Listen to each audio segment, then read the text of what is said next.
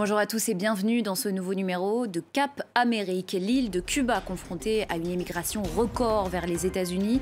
Plus de 220 000 candidats à l'exil en un an, c'est du jamais vu depuis les années 60. On en parle avec Stéphane Witkowski, spécialiste de l'Amérique latine. Aux États-Unis, la sénatrice Kyrsten Sinema quitte le Parti démocrate.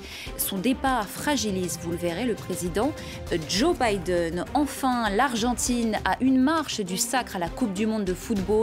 Une équipe en mission derrière Lionel Messi, génie du ballon rond. Il cristallise les espoirs de tout un pays, vous l'entendrez. C'est la plus grande émigration depuis un demi-siècle à Cuba. En un an, plus de 220 000 Cubains ont gagné les États-Unis, soit plus de 2% de la population de l'île. Une vague migratoire qui inquiète Washington. Le mois dernier, une délégation du département d'État américain s'est rendue sur place. Alors, comment comprendre ce phénomène? On en parle avec vous, Stéphane Witkowski. Bonjour à vous, merci d'avoir accepté notre invitation sur France 24. Bonjour. Vous êtes le président du conseil de gestion de l'Institut des hautes études d'Amérique latine.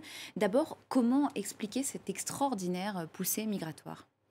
Qui s'explique d'abord par la gravité de la situation économique et sociale, qui est probablement la plus grave depuis au moins 30 ans, depuis la disparition de l'Union soviétique, qui a déjà provoqué une crise extrêmement importante, qui a été à l'origine d'un phénomène migratoire en 1994 déjà, ce qu'on appelait les balseros, mais qui a pris une dimension nouvelle, d'une part parce que les formes ont évolué, que l'embargo a été durci depuis, 240 mesures adoptées par la présidence Trump qui n'ont pas été amendées sous Biden et qui expliquent que les principales sources de revenus du pays, en particulier ce qu'on appelle les transferts financiers, ce qu'on appelle les remessas et le tourisme, ont été taris, coupés, auxquels s'ajoute la crise de la Covid, le fait que le pays ait été coupé du monde et d'interdit, je dirais, d'accès pour les touristes dans l'île. Un double coup de poing, donc le durcissement des sanctions américaines et bien sûr la pandémie de Covid. Quel est le profil des candidats au départ?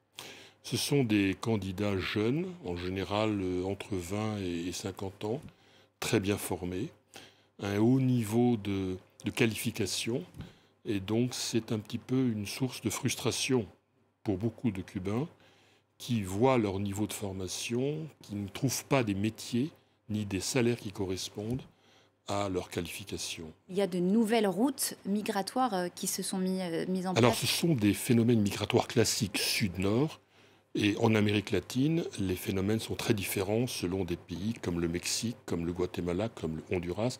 Évidemment, d'un point de vue terrestre, beaucoup de Cubains passent par le Nicaragua en particulier, mais il y a aussi les voies maritimes, d'où l'explication et une loi dite pied sec, pied mouillé, qui avait été amendée par la présidence Obama à la fin de son mandat. Vous savez qu'il existe un dispositif incitatif spécifique pour les Cubains qui remonte à la loi de 1966, qui est une façon aussi d'attirer les Cubains par rapport à d'autres migrants. Vous savez qu'actuellement, les Cubains sont le 4e pays de migrants, fournissant de migrants vers les États-Unis, après le Mexique, après le Guatemala et après le Honduras. Donc en des mesures position. incitatives mises en place par Washington. Mais qui existent depuis 1966, donc depuis toujours. Il y a aussi eu des mesures, Washington a aussi mis en place des mesures pour décourager cette immigration illégale cubaine. Est-ce qu'il faut s'attendre à ce que cette situation s'aggrave dans les prochains mois, les prochaines années, très rapidement? Il y a beaucoup de défis à relever pour le gouvernement cubain. Il y a le grand défi démographique qui est important. C'est une population de plus en plus âgée. À l'échéance 2025, Cuba sera le pays le plus âgé du continent latino-américain. Le deuxième problème, c'est l'unification monétaire qui a été décidée au 1er janvier 2021, qui a été décidée pour éviter une économie à deux vitesses, mais qui a eu des conséquences évidemment économiques et sociales qui ont été à l'origine des explosions de manifestations, de mécontentement populaire dans l'île, notamment en juillet de l'année dernière. Et puis il y a un autre défi, c'est de réduire cette double dépendance énergétique et alimentaire, puisque l'île dépend en grande partie de l'étranger pour ses approvisionnements énergétiques, et en particulier de renforcer un embryon de secteur agricole, notamment privé, qui a été un peu une des sources des réussites dans le domaine agricole à Cuba. Stéphane Witkowski, président du conseil de gestion de l'Institut des hautes études d'Amérique latine. Merci beaucoup à vous pour tous ces éléments de compréhension. Merci à vous. C'est une défection qui fait grand bruit aux États-Unis, celle de la sénatrice Kyrsten Sinema. Elle vient de claquer la porte du Parti démocrate et préfère désormais évoluer en roue libre. L'élu de l'État de l'Arizona siégera désormais à titre d'indépendante, un départ loin d'être anecdotique qui douche les espoirs du président Joe Biden de légiférer avec les coups des franges. Vous le verrez, explication, Laura Cambo. La semaine dernière, le Parti démocrate obtenait son 51e siège au Sénat contre 49 pour les Républicains. Une victoire de courte durée. Quelques jours plus tard, la sénatrice de l'Arizona, Kyrsten Sinema, quitte le parti et s'enregistre en tant qu'indépendante. Quand je me suis présentée au Sénat en 2018, j'ai promis aux électeurs que je serais une voix indépendante. C'est ce que j'ai fait au cours de ces 4 dernières années. Depuis son arrivée au Sénat, Kyrsten Sinema est connue pour être un électron libre. Elle est considérée comme une centriste. La sénatrice s'est opposée plusieurs fois aux démocrates, en refusant notamment de voter pour l'augmentation des impôts sur les entreprises et les particuliers, défendue par son parti. Des prises de position qui l'ont rendue très impopulaire chez les démocrates d'Arizona. Mais Joe Biden vient de perdre la Chambre des représentants, alors pour pouvoir légiférer, la Maison-Blanche ne peut pas se mettre à dos la sénatrice. Cela ne change rien au fait que la nouvelle majorité démocrate contrôle le Sénat. Et nous avons toutes les raisons de penser que nous continuerons à travailler avec elle avec succès. Parce qu'elle a voté avec le président 93% du temps et parce qu'elle a travaillé avec nous sur les projets prioritaires de cette administration. Avec cette décision, Kyrsten Sinema réalise surtout une manœuvre politique. En quittant le parti, elle évite de participer aux primaires démocrates de son État en 2024, élection qu'elle aurait certainement perdue. Je pense que Kyrsten Sinema évite une primaire risquée contre un autre démocrate. Elle choisit de s'inscrire politiquement plus au centre. C'est une façon d'aller chercher les votes des électeurs indécis qui peuvent voter démocrate ou républicain. En quittant le parti, Kyrsten Sinema rejoint les rangs de 2 autres sénateurs indépendants, dont Bernie Sanders, du Vermont. Une page de sport à présent avec le chiffre de la semaine. 11, c'est le nombre de buts marqués par Lionel Messi lors de ses participations aux Coupes du Monde de football. Un chiffre qui fait de lui le meilleur buteur de l'histoire de l'Argentine. Et ce, alors que son équipe touche du doigt un rêve, celui de remporter ce mondial 2022. Alors dans le pays où ballon rond rime avec religion, on ne respire plus que football cette semaine. C'est ce qu'a constaté notre correspondante à Buenos Aires, Éléonore Vanel. Après le premier but, il y a eu ici un vrai moment de relaxation. Tout le monde s'est détendu et je crois que cette énergie est arrivée jusqu'à l'équipe. Je suis certaine qu'on va être champion. Ça a été un match de rêve. Je pense que la plupart des gens s'attendaient à un match beaucoup plus dur.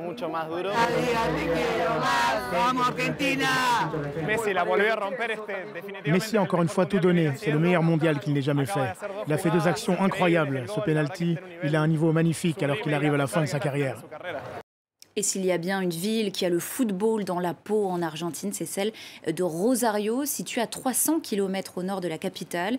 Elle a vu éclore un bon nombre de talents, dont la star absolue Lionel Messi, qui, vous le verrez, cristallise désormais les espoirs de tout un peuple et tout un pays. Regardez.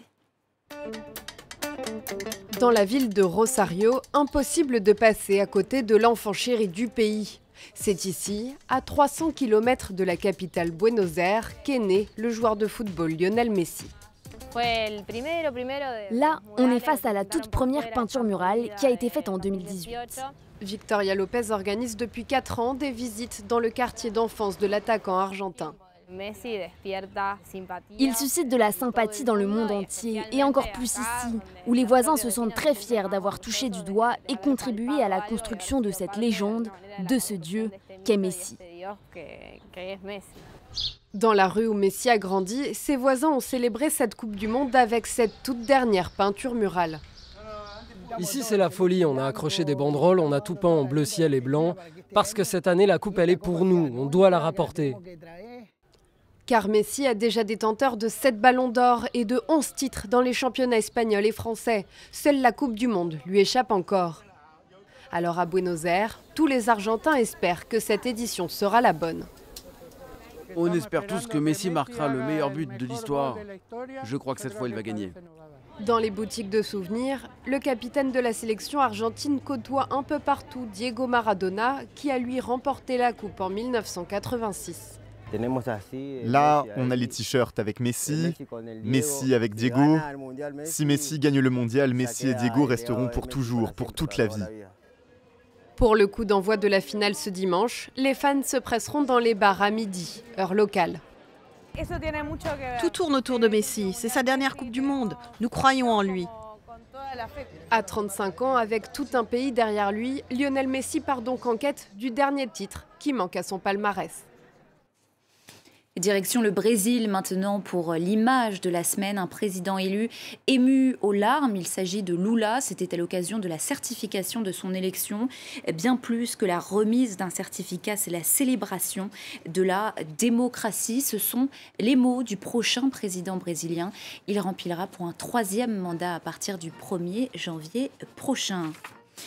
Et à l'occasion de son investiture, Cap Amérique vous propose une programmation spéciale. Notre équipe s'est rendue dans ce Brésil profondément divisé, dont les 2 chambres seront désormais majoritairement à droite. Brésil, la réconciliation impossible, une émission à retrouver mercredi prochain sur nos antennes. Et c'est déjà la fin de ce numéro. Merci à vous pour votre attention. Excellente journée sur France 24.